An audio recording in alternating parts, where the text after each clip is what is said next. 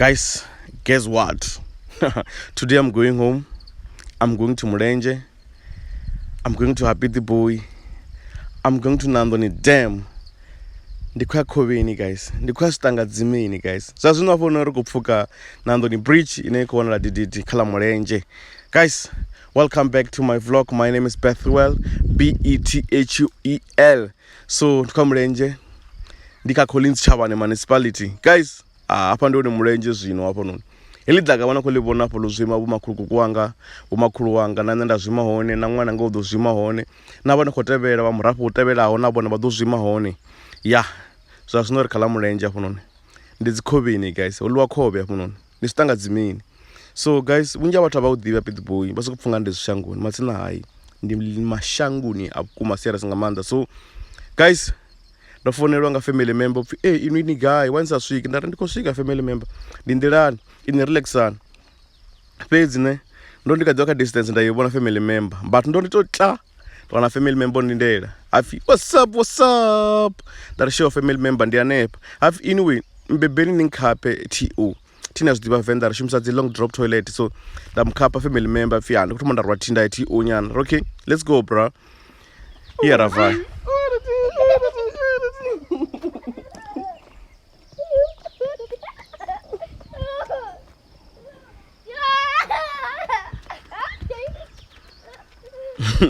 ya muthu funa nzaba rutambo noni ava tuti thizo energy vaiwana guy ngecho chipinga mbilu yanga imangoni ndati eva ndawana nyana fruit nyana there. Yes, tari mango nyana mavili mararo nyana family member naye ari ndimpukele mango ndari okay ana stress ndikoka mango nazvidiva ndichira mshiro healthy.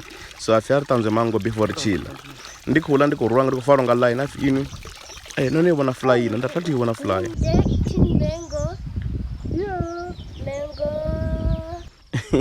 ngecho chipingai upfi okay randividze fly chavidziwa fly chambona chakitomugidhima zvino chari hayo mfano anga chipinga chori bond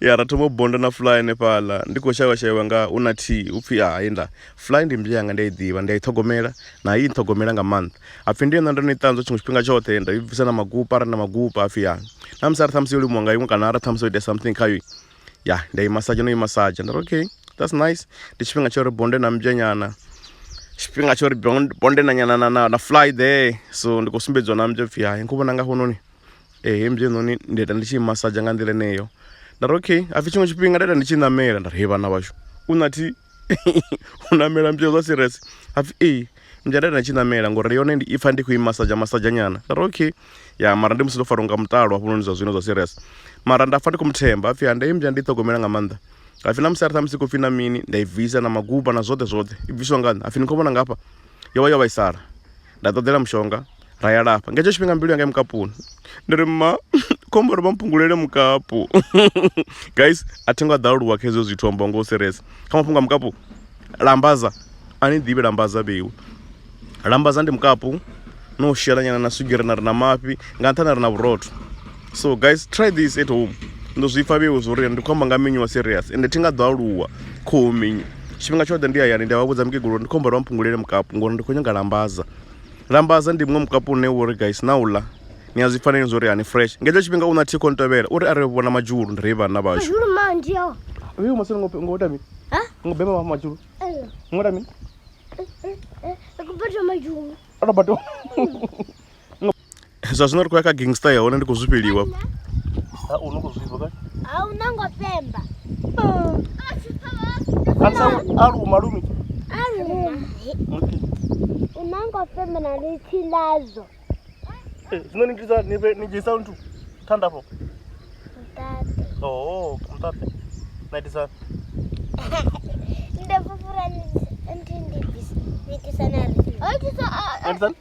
niti awe ndivajona zonari anirumi Yalumi.